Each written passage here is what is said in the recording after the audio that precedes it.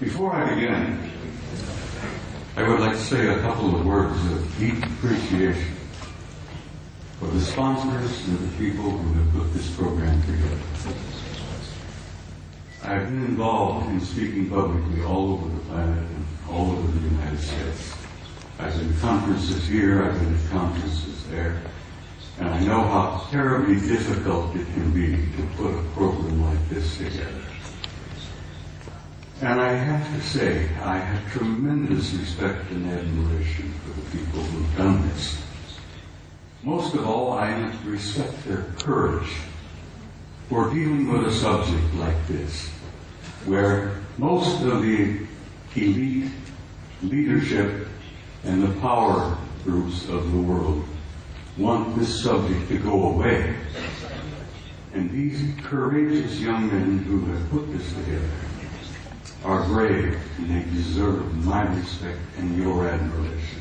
And I want to say I thank you because I know what you've been through.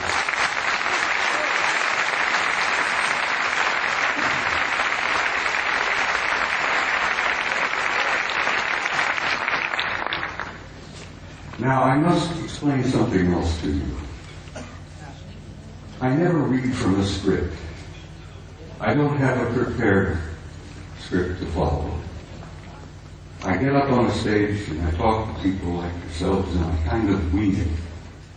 I have so much material and I have such a problem of keeping it under the allotted time that I've been given.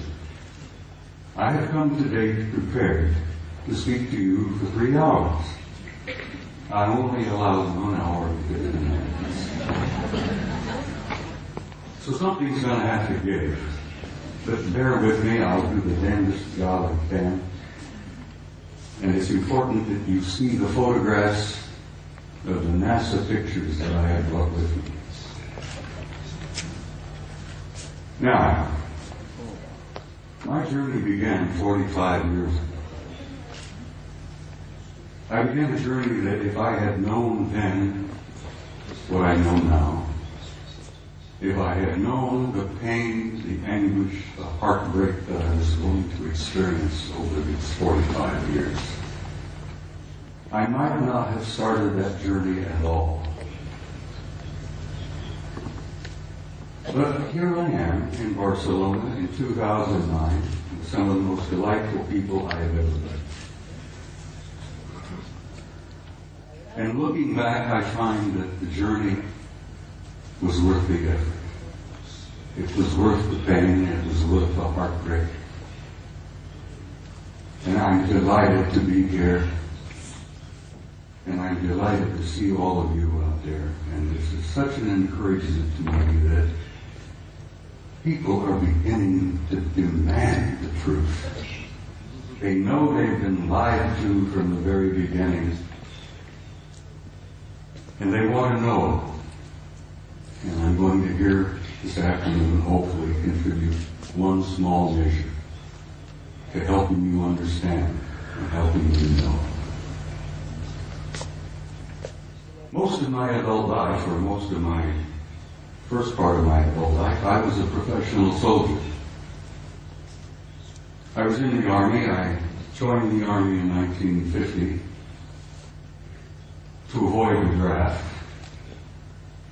Ended up going to Officers Candidate School, and so help me God, while I was going to OCS at Fort Riley, Kansas, the North Koreans invaded South Korea, and the next thing I know, I'm on the front lines of Korea being shot at by a bunch of pissed-off Chinese and North Koreans who tried to kill me.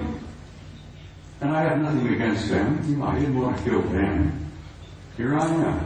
1951, leading combat troops in Korea in one of the bloodiest wars we ever had. And the rest, I guess you could say, is history. I led combat troops in Korea in 1951.